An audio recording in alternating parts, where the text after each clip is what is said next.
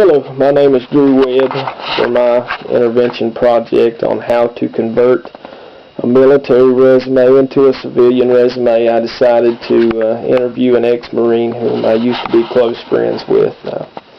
I hadn't seen this guy in 4 years since high school, and until recently when I had met him at a local restaurant. It's actually pretty neat because we just started this intervention project, and I wanted to gain that perspective on that one-on-one perspective on what it's like to convert a military resume into a civilian resume.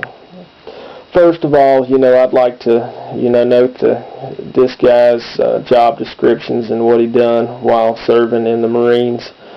There were many positions, so I'm kind of going to cover the basis of what he told me he'd done, and I'll give more insight to that later on.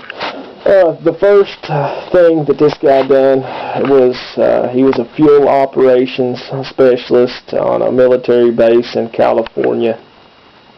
He stated that while he was doing this, he also done mechanic and welding work on military equipment, and he also learned how to use the different weapons and artillery.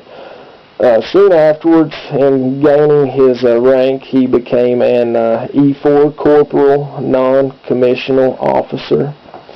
And while doing that, he kind of taught what he had learned previously in doing, the fuel operations specialist job and welding and mechanic work. And after this, he was required to go and serve combat duty in Afghanistan, where he worked closely with other team members, and, he stated that he was the first on the line, as any ex-Marine would do. In talking to this guy about how he has attempted to try to convert all of these military qualifications into civilian understandings, he stated that at first he was trying to figure out how he could get a job off of his military resume. He didn't actually think that he could get a job in the civilian world off of, transferring all those skills. He thought it'd be much easier to try to get it with just his military resume.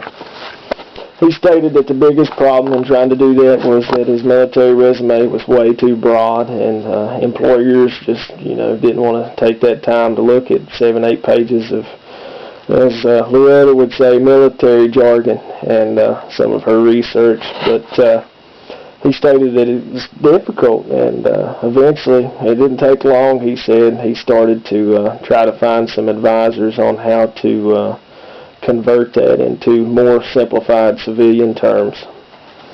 He stated that he had contacted a local resource advisor through the area, and they had met up. Some of the things that he learned was positions such as his E4 corporal position and fuel operations specialist. There were qualities about those jobs that relate into the civilian job market, as his corporal position was more or less, a leadership, managerial type of position, and when he was doing combat duty and fuel operations specialist, that was, he stated that he'd done many teamwork activities. So that was kind of, simplifying and, not using that military jargon, simplifying that into easier terms and core interpersonal qualities that are, would be understandable, by the employer in the hiring process. As far as the resume requirements, he stated that the advisor wanted him to do a combination resume because they felt it would be much easier, in de-emphasizing, the employment history and less relevant jobs. I mean, whatever, the position he was applying for, it needed to be relevant to what he was applying for, not something that was totally irrelevant. I think the biggest thing that bothered, this Marine that I knew was that he really, appreciated what he done as far as, combat duty, and he really wanted to list, his combat duty because he was proud of that. But at the same time, many employers might think that, combat duty might make them feel a bit squeamish or something, and, he can get that in there, but the advisor told him that it was important to kind of list the teamwork aspect of that, not so much the combat and what he, how the combat was and what he done in combat.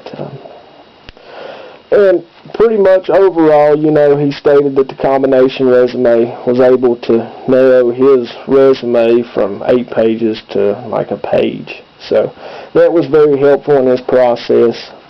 Soon afterwards, after he completed and finished his combination resume and has made progress and, improving that daily, he had put out various resumes to some local prisons and jails, and I had talked with him actually yesterday, and he reported that he had finally got a job at a local regional jail, and that the employer was very, very impressed by his resume due to the fact that, it's not like, some ex-military, personnel that have more or less kind of left their military resume aspects to their civilian resume, but he was impressed because it was, short and to the point. It's not exactly too much information, and it listed all of his qualities together, and all of his positions, kind of together in a more simple aspect. And so I